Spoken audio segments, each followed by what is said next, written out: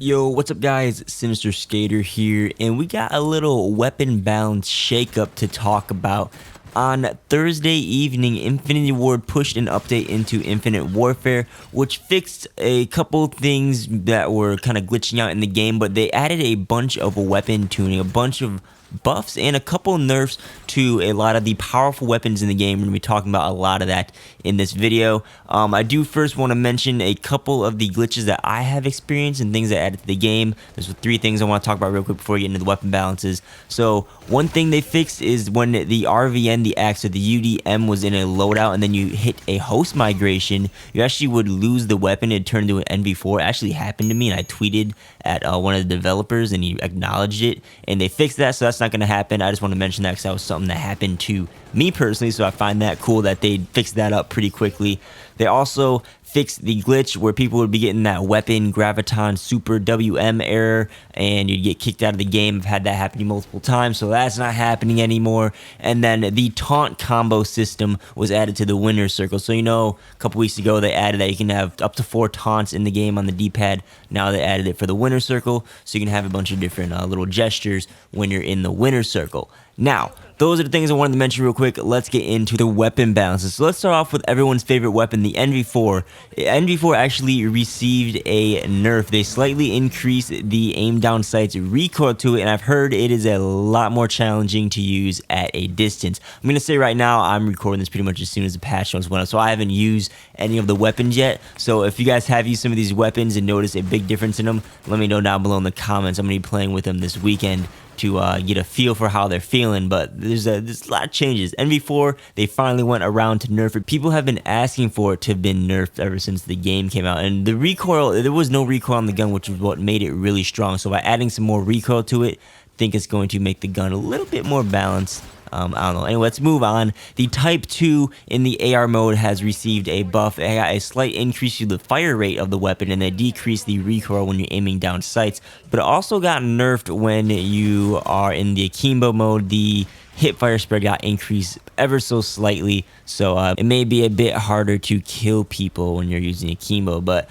the Type-2 may be a good weapon with all the different, like almost all the assault rifles got touched up a bit, so the Type-2 may be a good weapon now. It wasn't my favorite. I ranked it in the last for best to worst, but it might be pretty good now. It might be worth trying out.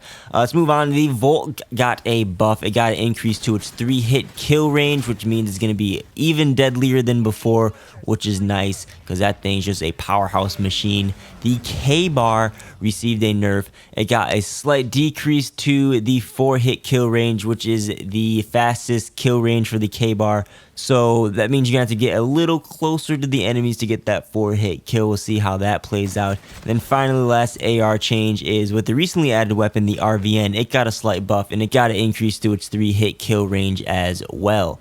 Now, they decided to buff the Titan LMG. It got a slight increase to its fire rate and an increase to the 4-hit kill range as well. The Titan I wasn't really a fan of. I thought its fire rate was already high enough and it had a lot of recoil. So I don't know if this really is a buff. Maybe they slightly tuned down the recoil with this. I don't know. I'm going to try it out for myself. Interested to see how that works now. The Widowmaker, that sniper rifle, the one that shoots the 2 bullets at once, it got buffed as well. They reduced the delay between the bullets within the burst, so that means that you're going to be getting, they're pretty much making it more like a single shot weapon. There is less chance now for the second bullet to miss. It's more likely going to hit right away after that first one hits, which is tuning it to be more like a one-shot kill weapon, like I was saying earlier. So that'll be good because that was the one big problem I had with the Widowmaker, was that you'd always miss that second shot and you wouldn't get that kill unless you got a headshot. But other than that, kind of sucked in my opinion. So that's gonna be interesting to try out. The DMR-1 got a nerf to it. It got a slight decrease in the aim down sight time, which I mean is understandable because it's pretty much an assault rifle. So yeah, I don't have anything else to say about that. I'm just gonna move on. So the EVR-800 got I thought it was a buff, but actually it's a nerf to the AR mode, or maybe a buff. I don't know. It depends on if there's a 6-shot kill for this weapon or not. I'm sorry. I think this is a buff. I'm not sure if there's. It has to be a buff because otherwise they wouldn't do something to the 5-hit kill range. It has to be a 6-hit kill range. So by increasing the 5-hit kill range, that means that it's going to be deadlier at range. So it has to be a buff. maybe a nerf, I don't know, I'm really confused right now, but I'm pretty sure it's a buff. The sniper mode for sure got a buff though. They reduced the aim down sight sway speed with it, so it's going to be more steady, like the DMR and the Widowmaker. Those things have no idle sway whatsoever, so that's going to be even easier to use. And finally, the last weapon to get a lot of buffs is the howitzer. They increased the explosion radius on the howitzer. The explosion damage is more consistent now, and they updated the visual effects for the explosion radius to better represent your grenade. Now, they also increased the damage that the howitzer does to the score streaks, and they fixed some bugs showing, incorrect direct impact explosions and the visual effects of the impacts and everything like that. So overall, the howitzer should feel a lot better and more consistent when you're going for those camos, going for diamond and solar and black sky, because the howitzer is just like a weapon for you to bang your head against the wall and drop your KD and just make you not want to get diamond. So hopefully these buffs will make it a lot easier to get that. But yeah, those are all the weapon changes that came out on Thursday evening. Again, if you guys have used any of these weapons and have noticed something within the last day, let me know what you think of them down below in the comments.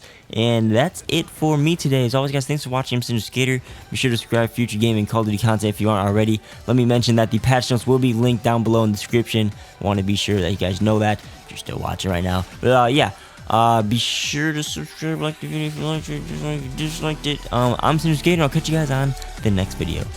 Peace out.